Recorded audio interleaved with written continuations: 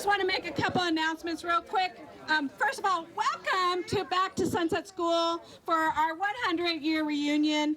I'm so pleased that you are here. You know, I was going to write a speech last night, and actually I did, and I was going to build it around the quote that says, "Build it and they will come. Have it and they will come." And you guys came, and so I'm really glad you're here. Your attendance is a testament that this school, Sunset School, is as relevant and loved today as it was so many years ago. Look at all of you who have come here this day to celebrate not a high school reunion, but an elementary school reunion. Think of that. That's awesome. What an honor it is for me to be here with all of you at this special moment in time to share in your history of Sunset School. And what a history it has. A bit hard to decipher at times which school was here, where this other school was, when it was moved, what happened to the surrounding schools like Clearwater and 9 Mile. I wondered about the teachers, many who had only served 1 year or 2, and then a select few had served 5 or 6 years. What was it like for them? Who was Shirley Lee? What does her chaps, and her picture's over here, by the way. What does her chaps and her stance, the way she's standing, tell about her? I thought about the influx of students and how that is still the situation today. For example, my first year here, I only had 1 student. Is Amber here? Not here? Okay, Amber Leach was my only student. And we went the whole school year with just 1 student. And that was not uncommon for Sunset School. That had happened before. Then the next year, I had 3 students. 1 kinder, 1 fourth, 1 sixth. The following year, we got up to 9. And then we went back down to 3, then 5. And then this last year, we got up to 11. And then we ended with 9. Most years, I start off with a group, and it's not the same group at the end of the school year. I have 1 constant student, Lucas Nygaard, and he's here today. He's been here since kindergarten with me, and he's now in 4th grade. There were many times that Sunset faced the possibility of closing through the years, but parents, board members, and community members, many of your parents, your grandparents, help keep this school open and stay steady through those difficult times. Some folks still wonder, why are we still open? Why do we exist? I believe that this school, Sunset School, is irrelevant in the 21st century as it was over 100 years ago. Like many of you, the kids at Sunset School today experience the most unique educational experience and environment for learning and playing alongside classmates of different grade levels and abilities without notice of indifference.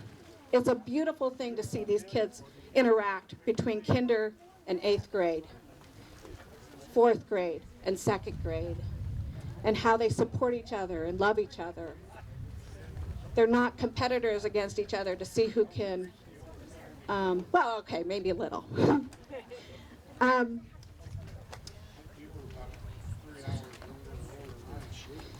You guys have a history of annual field trips, which we keep alive today. Potlucks and harvest dinners, Christmas plays, sometimes at Sunset, and other times with neighboring schools, depending on how many kids we have. Always trying to make the best of what we got without a gymnasium. That's a challenge, or enough students. helping the kids make their own lunches, because you have to be pretty independent here at Sunset School. Overcoming isolation by having school gatherings and celebrations every chance we get. And I love that. And the thing that I love the most is the genuine and personal relationships between students and teachers. And I am certain that you had those same experiences with your teachers and your classmates, those special relationships. And I have watched many of you interact and re-greet each other with great fondness. I can't imagine any other place I'd rather teach. And my heart smiles seeing you all of you here. And I can't wait to hear all your memories. So please come up periodically and share your favorite stories. It is going to be documented by Missoula Community Access Television, and they are donating their time and energy to document your memories. There's not very many one-room schoolhouses left anymore. And we're always on the verge of closing, so you never know when it's going to happen, but I hope it doesn't happen under my watch. I would love to hear about all your crazy memories. I heard there was something about a fire in a bathroom once. I'm not sure. And then in housekeeping, let me just quickly tell you, I want to acknowledge Blackfoot Telephone, who donated a nice chunk of money, which paid for about just everything you see here today. Thank you, Blackfoot.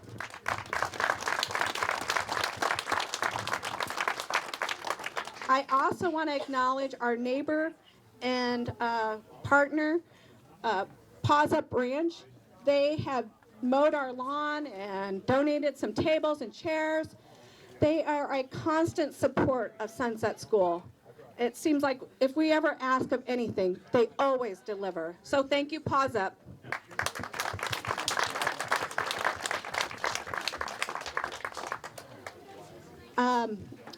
I also want to thank Darlene Troutwine for coming in and helping me out. Thank you, Miss Troutwine. All right. And Darlene has something to say. I just want to thank Tony. She's been here countless hours. I drive by here now and then, and her car's still here in the evening. She's really dedicated to the school. She mentioned this event to me several years ago, and I thought it was a wonderful idea, but in the back of my head also, I knew how much work it was going to be and how few people usually are around to help. So I would just like to have everyone thank Tony for putting this together and all the hours she's put in.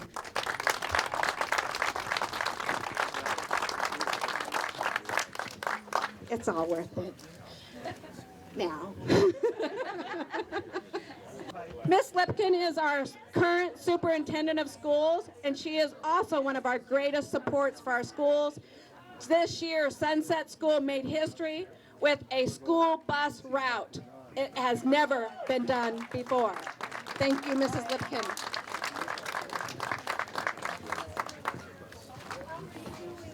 Welcome, everyone, to Sunset School on this momentous occasion. Thank you for coming out today. I've been honored to serve as the Missoula County Superintendent of Schools, and during that time, I've also served as the librarian of Sunset School and the sole administrator. We've been fortunate to have Tony as our sole teacher for 5 of those years. 5 of the years that Oh, gotcha. yeah. Sorry. I guess it has been 6 years. You're going into your 7th year. Every teacher that Okay, ever served. I was wrong. She's been since I've been county superintendent, 6 years. We had a half a year with someone else. That's right. And now we have the wonderful Hallie Miller joining her this past year. I've seen our student population grow from 1 student to a huge enrollment, ending this year at 9 students. Which necessitated the hiring of a second full-time teacher for the first time in, I don't know, half a generation or so. For the first time since the founding of our school, we have school bus service, and even in an urban county like Missoula, the the country rural school stays a viable option for educating rural children. I want to thank Tony for being a superb teacher. She is basically running the school single-handedly on a day-to-day basis. I'm grateful for Hallie for joining our team and for our talented art teacher, Ashley Mitchell, who provides our rural students with a first-class visual arts education. Finally, I'd like to thank the Board of Trustees, past and present, for their unwavering support of Sunset School.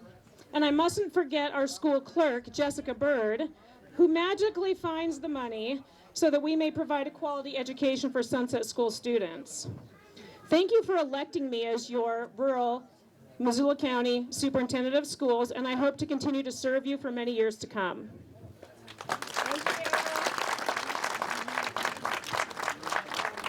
And I definitely want to acknowledge our only, unless Juanita's here, Laura Nygaard back here is our current school board member, one of our current school board members. Thank you, Laura.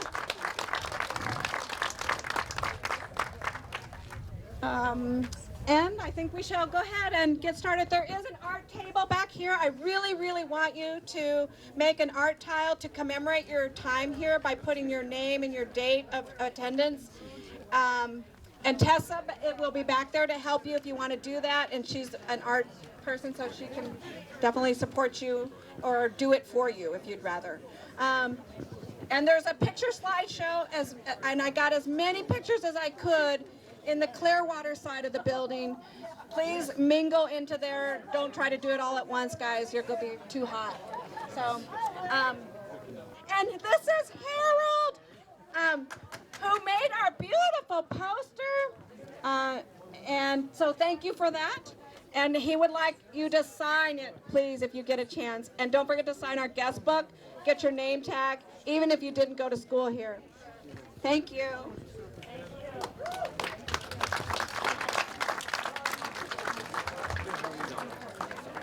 Do we have an alum here? Are you an alumni of Sunset? Did you go to Sunset School? I'm Tony Hatton. Nice to meet you. This is Lucas Nygaard. He's a current student here. Could we interview you on camera? All right. Lucas has some questions. When did you attend to Sunset School? Yes, I did. When did you attend? Oh, when? Let's see, it was in 1953 Zero communication. to 1957. All right. Pick any question you want. Where did you live in this valley? We lived actually up here. There used to be a mine called the Barite Mine. I'm still The trying Barite to Mine? use the cell phone. And Well, that's what I mean. my It was dad on my cell phone, and then she finally made me get a laptop. and our house was up. Makes me feel good. There were 3 mining Oh, houses. she uses it, And we lived and all in of a the sudden middle. she's become this big texter. Oh, she is? But she What was your favorite memory shouldn't walk off and being leave her at phone Sunset School? laying somewhere for days. And, oh, I got Well, messages. Well, yeah. My brother and Eloise, one of the other gals here, So how's Louis? He's here. they were He's here? pulled aside by one of the He never teachers and told them changes, so I ought to that they recognize. had better be careful because she was from the FBI. So that was just one of the things that kind of petrified all the students in the school. Oh, I bet. What was your favorite game to play at recess? We had the swings and we had After how many years of the marriage? monkey bars. Monkey We're We old didn't timer. have a whole lot of. I mean, we came out just maybe to play ball back and forth or something, but nothing from major games or anything. Oh, no. I'd kill All right, that's myself. good. Yes. And you're Carol? Did you go to school here? I sure did. Well, nice to meet you. Nice I'm to Tony meet you. Hatton. This is Jadessa. She's a current student. Hi. And she has a couple questions for you. What grade are you in? You'll be in 4th. You'll be in 4th. I started when I was in 3rd. In 3rd? Yeah, All third right. grade. Well, yes, that's when she started in 3rd. All right. All right, which question do you want to ask? Who was your teacher? When I was in 3rd grade, when I started, Mrs. Clinker Mrs. Clinker. was my teacher. How'd you get to school? My mom drove us most of the time, or the neighbors. And in the wintertime, when there was too much snow, we came on snowmobiles. Really? That's Yep. awesome. Any other questions? One more? What was your favorite memory of beginning at school? Oh wow, there were so many. We got to stay overnight at the school. You did. We had a telescope, and we had a full moon, and we got to study the moon. That was one of my I would love to favorites. do that with my students as well. All right, thank you. Yes. All right. Okay, we have Pete Lindbergh who's going to tell us about this fire that supposedly happened. Here you go. Okay, this is going to be brief, but yeah, this would have been back in the early 70s, and we were in the upper grade room studying, and Bobby Getz. Oh, is it on? Yeah, you just Right got to there? keep it closer to your mouth, I guess. Back in the 70s when the school caught on fire, we were all studying and it was pretty quiet, and Bobby Getz was doing an experiment, I guess, in the back room, and involving matches and paper, and so anyway, none of us knew what was going on until Mary Lou Flake, I think, came out and whispered to me the bathroom was on fire and Bobby was in it. So, with my limited experience with fighting fire, I ran to the bathroom door. I could see flames and smoke, and Oh my God. ripped it open and lost what hair I had at the time. And but he wasn't in it. He'd left the school. So we rang the bell. And It worked then? Yes, it worked. And yeah, we used to ring it to come in after recess. Yeah. So anyway, we had an old water-filled fire extinguisher, and I remember the teachers rushed in there and got that, and there was a gallon of we used to have like an old Xerox machine, and there was a gallon of that fluid just above all the flames, which were now fully, the whole room was on fire. And I think Mike Poge was the teacher that went in there with the water and managed to get it out. And anyway, I think Bobby had to go home for the rest of the week, but that was the fire. Awesome, thank you. Good afternoon. My name is Gail Van Oy. I attended Sunset School all of my elementary years and graduated 8th grade as the only one in my class. I have many fond memories at Sunset. Competition, field trips to many places in Montana, hikes to the reservoir above the school, track meets, soccer, Annie over, making a time capsule with my classmates, and going to the Warhay House next door to watch the astronauts go up in space. I remember our morning recesses happened to be when the mail was delivered to the boxes outside the school. Freddie Morse came from the Morse Ranch to get his mail. He was crippled, and we loved running and getting his mail for him, as he always had a sack of candy in the back seat. I remember the boys loved running out to the road and having the logging trucks honk their horns. I fondly remember Peter and Quentin and Ted running and doing that with the trucks outside. I remember Charles Lindbergh came to our school and Ann Morrow Lindbergh coming to our Christmas play. I've had many great teachers, Mrs. Stover, Mrs. England, Pat Zentz, Mike Poja, and Susie Lindbergh, who taught us art and weaving, just to name a few. My family has a long history of attending Sunset School. My grandfather, James Leonard Nelson, was born in 1911 and attended Sunset School along with his brothers and sisters. My mother, Patricia Nelson Van Oy, which is here today, attended first grade at Clearwater School, which was located on the banks of the Clearwater River, just before the confluence of the Clearwater and Blackfoot Rivers on Sunset Hill Road. She attended first grade in 1937 because she would have been the only student at Sunset. Her teacher was Mrs. Stone, which was Johnny Stone's mother and Mrs. Potter's sister. My father, Rodney Vanoy, also attended Clearwater School and rode his horse and railroad scooter with Marvin Troutwine to school. My mom's second year in school was back at Sunset in 1938 as the Clearwater School closed and the Sunset School had more kids. My mom says Sunset School sat on the Morris Ranch, and I have a few pictures here of her and her classmates outside the school. My mother finished here elementary schooling at Sunset, and her 3 children, Susan, Tom, and Gail, graduated from Sunset, with her diligence taking us back and forth from school twice a day. Her grandchildren, Daniel, Samuel, and Matthew, who are here today, also graduated from Sunset, along with her nieces, Terry, Tammy, Billy Joe, and cousins, Jerry and Wade Nelson, and Mrs. Sutherland, Janice Sutherland, which is here today. Patricia's brother Bill and sister Donna also went to Sunset School. My mom tells of her many walks to Sunset with her brother Bill from their home, which sat across the highway up from Elk Creek, where their grandparents homesteaded from Sweden.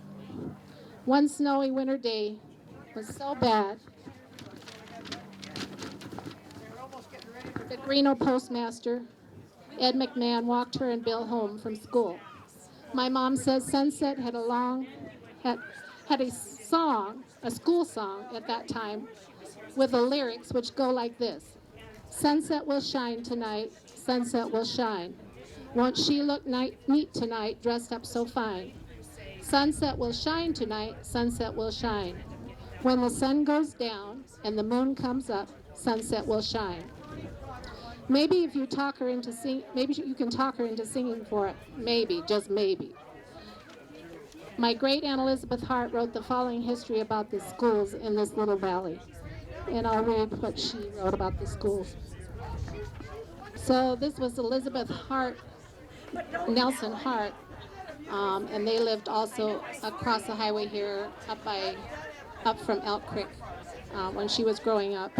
And so she's passed away now, but she attended school here, and she had wrote this years ago and had given it to my mom. She said the first school in the area was held at the Lois Warner home, a 2-story log house in Warner Gulch, now known as Camp Wallace Gulch. The second school was a small log building that had been a saloon on the old Henry Martin place. An Indian is buried in the Y of the road at the intersection of Potomac Road and the road to the old Greeno Ranch and the lane to the Morris Ranch. Was killed in this building when it was a saloon. The small log building was used as a school from 1915 to the spring of 1918. It was later moved to the Greeno Ranch for a bunkhouse, and in 1914, a black bridge was put over the Blackfoot River. My oldest sister and Huckabee children had to go to the 9 Mile Prairie School. So in 9 Mile Prairie, there was a school also. That log bunkhouse, my mom said, still sits up on the Paws Up Ranch. There's just a little bit of it left up on the hill behind, just over from the main house. So that's the log building that used to be a school and was a saloon at one time. Ben Morris gave an acre of land for a school to be built on, and Perry Baird was the builder in the summer of 1918. To my knowledge, Nellie Morris Rourke, at the time she wrote this, was the only living person who had first attended Sunset School. Mrs. Morris moved to Missoula, as did Mrs. Bowles, to put their children in high school. The Sunset School closed from 1922 to the fall of 1924. My mother moved to Potomac to put my older brothers and sisters in school. At this time, the 9 Mile Prairie School had closed. The Anaconda Copper Mining Company moved their logging operation to Sunset in 1924, and Sunset School opened again. The teacher was Nellie Nicholson. The second year she got married, and then Mrs. Furch The ACM had prefab houses they moved on flat cars, so a small town developed very rapidly. The local people refer to it as Bingville. The old Bowl House had an addition built on, which is housed the Sunset Post Office and Hartley store. Hartley was postmaster, and the Sunset Post Office was changed to Greeno as a memorial to a wonderful and caring neighbor and a great man by the name of Paul Greeno. In 1927, however, the school and R&R siding on 9 Mile Prairie remained Sunset. And if you look at old maps today, you can still see the 9 Mile Prairie area still references it as Sunset Landing. And there's still an old replica of an old railroad building there. There was 23 students enrolled at the beginning of the school year in 1928 as the company town and the ranch help had children to go to school. In a couple of months, the enrollment dropped to 18. All 8 grades in the one-room school were just one teacher, Frida Larson, and 4 first graders shared a double desk. The ACM finished logging in this area and moved the prefab houses to Woodworth in 1934. At the time, there were only 7 students in school, and by 1935, Nelson Hart was the only student remaining. The school closed, and my mother moved to Missoula to put me in 8th grade, and my older brother Clarence and Harold in high school. School at Sunset did not open again until the fall of 1938. The teacher from Clearwater, Shirley Lee, was hired to teach at Sunset, as Clearwater School had no students remaining. Pat Nelson Van Oy attended Clearwater School until Sunset opened again. Ranch people and miners up Elk Creek populated the area at that time.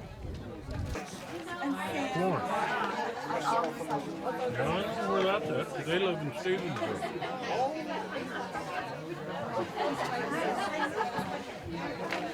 Well, big 4th of July celebration.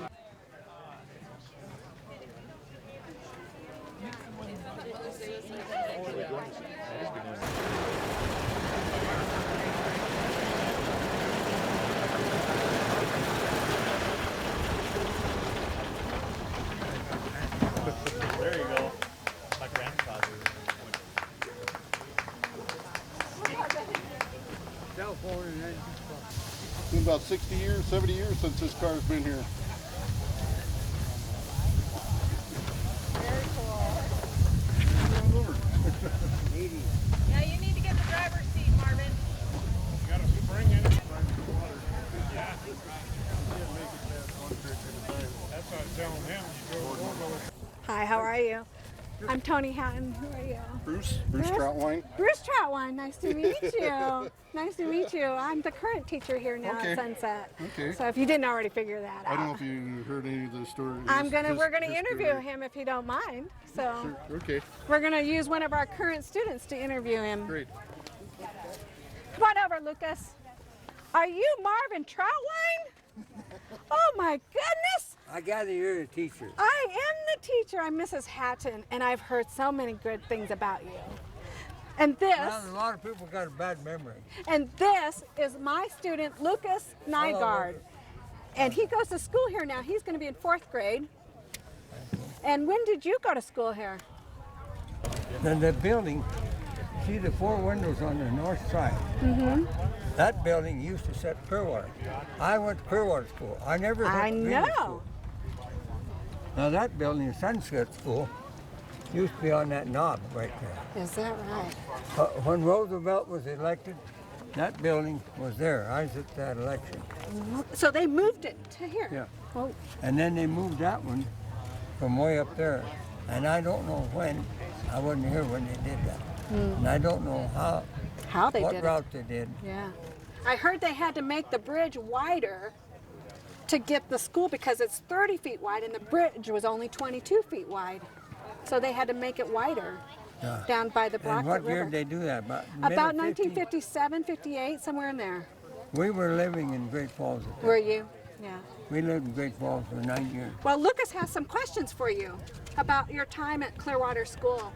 Who's your teacher? Who was your teacher? Miss Schultz was the first one. And Marilyn Jones was the second one. And Mrs. Stone put the E-Bar Isle Ranch. Mrs. Stone had a part ownership of E-Bar Isle. And her son, Johnny and Dean, they all walked from E-Bar Isle to school, which was further than I walked. Wow. And I lived, at that time we had two ranches, one at the mouth of Blanchard, where Vinoys were, and where Andy is now.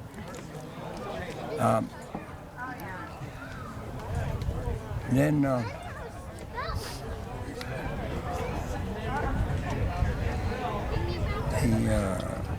thing was that I walked 3 miles. 3 miles. Vinoys Ranch, but I stayed at the Clark Ranch, where Johnny Stone's ranch is now. Oh. Of course, Johnny died just recently. I stayed at that when I was in the first grade. When I was in the second and third grade, I stayed at the Frank Law's place, this side the schoolhouse, between the schoolhouse and the back of the school. There was 3 houses there then, 2 that were being used. There used to be a crossing. The road used to cross the Clearwater River just above where it goes into Blackwood. Mm-hmm. And there used to be a big hotel there before Really? I was born, before my time. Oh. See, we didn't come here until 1919, and there were lots of people up here before the turn of the century. So you go back 20 years, and then you start getting into history. Well, he has a couple more questions for you. What was your favorite memory of being at Sunset School? Or at Clearwater. He went to Clearwater, yeah. Which is the side that we I learned went to on. school there from 29 to 38. Now that's 9 years. Remember, it was January in the middle, so it's 3 to 8 years. Oh. All right. Trick and math there. Right. We quit driving in 1933 because the fence rail went through the windshield, and actually the glass is still kind of Look at close. this. That's a All right, wooden we'll steering get back to wheel. Lucas. All right, Lucas, what other questions do you got for Mr. Trotwine? What were your lunches or lunch? What did you do for lunch? We a lot of people ate a lot of deer meat. We didn't go to town to buy beef meat. And when they ate deer meat, and then you didn't buy lard. You used a tallow to fry the deer meat. So everybody always had deer steak for breakfast. And they always cooked an extra steak and fried it in the tallow. And they always had homemade bread, of course, obviously. And that tallow turned white. So when we ate lunch, the tallow on the deer steak was white in the homemade bread. And Homemade then bread. we carried the milk. I always had milk. Everybody had a cow. We always had milk, and they always put the milk in a little jar and screw the lid on and put it in their pocket. If we put it in our pocket upside down, Oh, no. it'll all leak out. So then we tell them, the lady where we're staying, this happened more than once, that the bottle leaked. They said, no, we screwed the lid on tight, and they set it upside down on the counter and leave it set there for an hour or two. It didn't leak a bit. Now you take experiment. You take a jar of water and you turn it upside down on the counter. The air can't get in. The water won't run out. It won't leak. But if you put it in your coat pocket and walk 3 miles to school and shake it, it'll be empty. We won't make you walk 3 miles, but we should check that out, huh? But this is an experiment. Yeah, for sure. Water Thank won't stay. Water won't stay in the jar that's being moved. Yeah. But it'll stay in the jar that's upside down. All right. Frank Renoy one time came home with a whole case of oranges. I'll let you ask one more Boy, question. was that a treat. Everybody had oranges when they had it. A whole case of oranges. Never seen so much before. And we ate elk meat. This field right up here, just before you start up the hill, just to the right of the Morse Ranch, where a clump of trees is, that's where people would go and get elk in the winter. Oh, that's cool. And the game warden stayed away from that. Yeah. What's another question? Where did you live in the valley? Where did I live? Where did you live? Where did I live? Up Blanchard Creek. You look at the map, you go up, when you get up this side of Clearwater Junction, yeah. you know where Blanchard Creek? Yeah, my friends live there. We had both places. And my dad had both places, my dad and mom. We had both places for 13 years. In 1928, my dad paid for that ranch, the Vinoy place, in full, in cash. And the bookkeeper took the cash and disappeared. So he never got a title. So then, 1934, my dad quit renting the place, and Vinoy's bought the place. But for 13 years, we had both places. And I went to school from either one, either at 10 miles or 3. And when we was at the lower place, I would walk or ride horses. We had a barn by the schoolhouse. And I've seen as many as 3 horses in that barn consistently. The Cahoons had horses. And later on, the Vinoys had horses. I had a horse. I had my own horse. I had a brand new saddle when I was 13. And the school day consisted, and we had to go put wood in the stove, in the big potbelly stove like you see in Yeah, I think pictures. I think we had one here too. Well, maybe it's still there. I don't know. And at night we'd close the chimney down, and it'd make pitchy tar out of pine trees, wood, and there'd be black tar around it.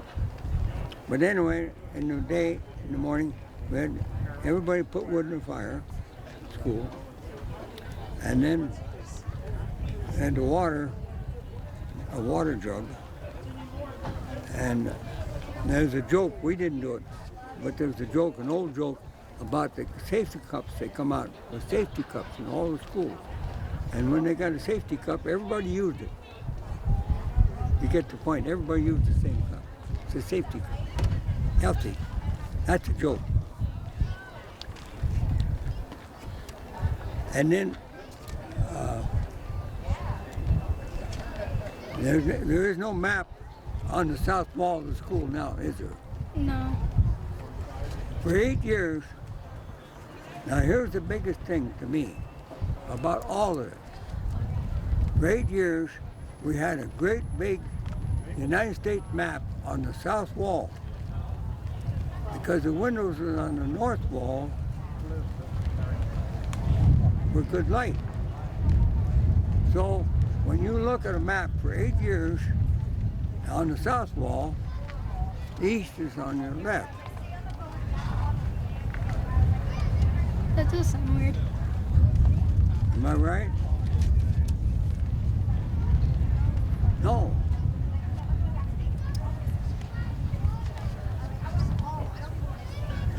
It's the other way. See, I'm confused right now. In other words, when you got to Bonner and you go to Seattle, you turn left. I've taught that for 8 years. Now this day, when I get to Coeur d'Alene area, in the hills there, I have to adjust to going the other way. And in 1990, my wife, my sister-in-law, and I went to Florida, Maine, Detroit, and back. And we stopped in Billings and bought gasoline at night. When I drove out of the gas station, I made a U-turn emotionally. And I'm driving on dirt road arguing with them. I'm going to get to 24th Street pretty quick. It's still in me that much. That's funny. All right, sir. Have a good day. All right, now, had you more than enough, was it? That was my last question, sir. say? That was his last question. Oh, okay. Have a good Oh, day. thank you for asking. Have a good day. Thank you. My name is Susie Zentz, and I taught at Sunset from the fall of 1971 to 1973, so for 2 years. The first year I taught with Kurt McKenzie. I was the lower grade teacher. He was the upper grade teacher. He had come from Head Start in Oregon, and my experience was all in secondary ed, but they thought it would be better if I taught the lower grades, since I was female, I think. Anyway, and then the second year, my husband taught with me, and he taught the upper grades, I taught the lower grades. We had so many wonderful, wonderful times with the kids here and the families here. We started a soccer team. That was a brand new thing, and we discovered everyone could play soccer, from the little kids to the big kids, and play together and not kill each other. So that was our big thing, was starting soccer. That was one of many things. And we just, as far as teaching, we just had so many wonderful opportunities, because the board at the time was able to just give us a lot of license, essentially, to do really creative things, and I'm sure that's probably still the case, where we did lots of science outdoors. We had wonderfully creative experiences in the classroom, and we just met wonderful children and adults both. When we, one of the best things about it was that we were, part of our offer to teach here the second year, and my husband's year alone, the third year with another teacher, was that we were offered the opportunity to live in a cabin on the Blackfoot, and we were provided with a pig and milk and wood. Anything else, Pat? What else in this? The cabin. Hi. Yeah, on the Blackfoot. This is my husband, Pat. Hi. He taught the upper grades. From 72 through 74. Mm-hmm. Yeah, we had, the school had 17 kids in it. I had 8, and Susie had 9, I think is how it was split. But the community was so great to us. It really embraced us. We were just kids ourselves, and we really felt part of a larger family, and just had probably one of the strongest senses of community that we've ever had in our lifetimes, actually. It was hard to leave, but we still have friends that live here, so they formed lifetime friends. Yeah, we still consider it absolutely a pivotal part of our coming to adulthood, essentially. I mean, I was going to say our growing up, but we should have been fairly grown up by then. But just that we had this opportunity and met such great people that have become and been lifelong friends is probably testament to the experience of being in a small school, especially one this tiny. And we came during the big years when there were lots of students. We didn't have a family yet, but we taught the children of people who knew how to raise kids well. So we took a lot of lessons from those parents we dealt with while we were here. Mm-hmm.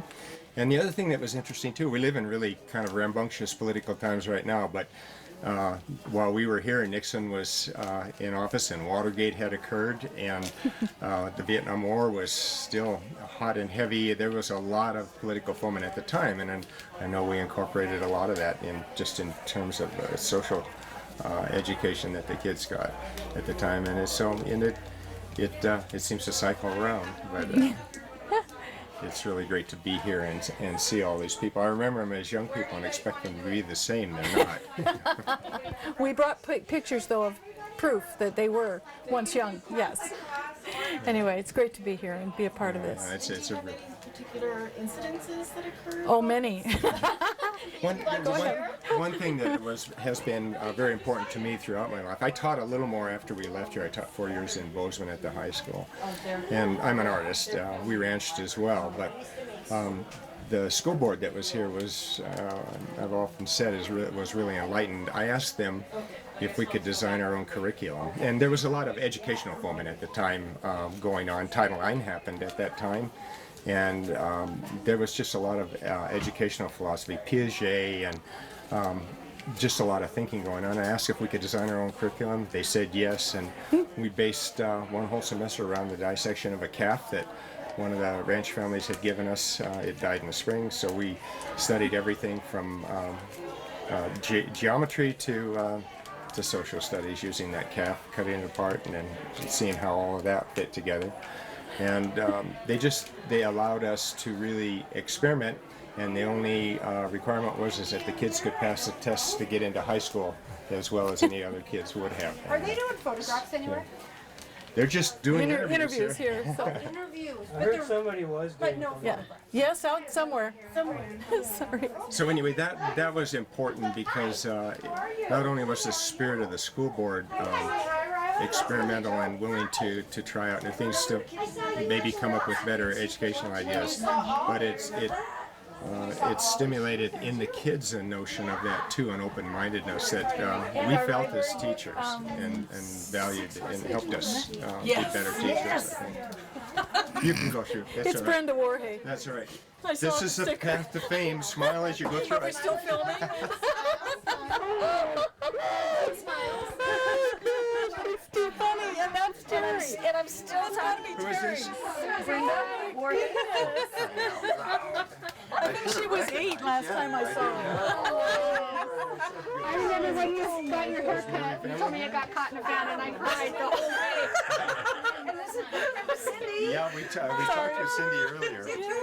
And this is my husband, Mike. Hi, Mike. Mike.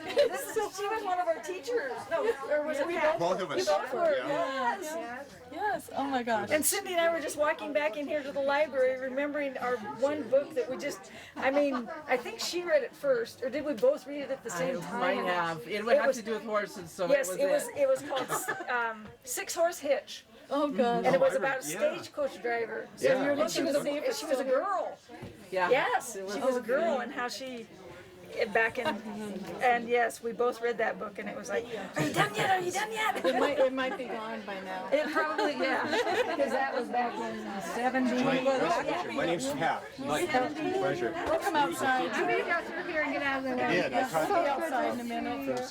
for 2 years. I taught the upper grade kids, 5 through 8. I said one of my favorite memories was Lan Lindbergh coming down to our house, which we were living in a little house just past Hall's Bar in Potomac. And he said, I hear you're a teacher. I was working at the university library at the time, and I said, yes, I've had secondary ed experience, and yes, I'm supposed to be a high school teacher, but I hadn't started, you know. And he said, well, we have a position, and I'm sure you could do it, you know. And he said, I said, what was it? And he said, it's elementary ed, 1 through 4, grades 1 through 4, and I was shocked and thought it would be impossible, but he said, oh no, I'm sure. And I said, well, I don't have an elementary credential. Oh, we can work that out. So I went to school that summer at Missoula and got my temporary credential from U of M, thanks to Land. And of course, I didn't know anything about Land at the time, and we ended up living in their cabin on the Blackfoot. So it was my introduction to everybody in the community. It was wonderful. One thing that was important at that time that made these small schools work in this area was Carolyn Frogen was the superintendent of schools in Missoula, and she is the one that made Land confident that they could make things work. Yes. She's very facile at getting the schools operational with the hirings and whatnot that they needed, and she also was a delight through the whole time that we taught here. Oh, Very yeah. supportive of Amazing everything person. that went on. Under the building for pictures now. There's so many. Did you say under the building? Front of the building. I'm sorry. I said under the building. Really? But front of the building. Yeah.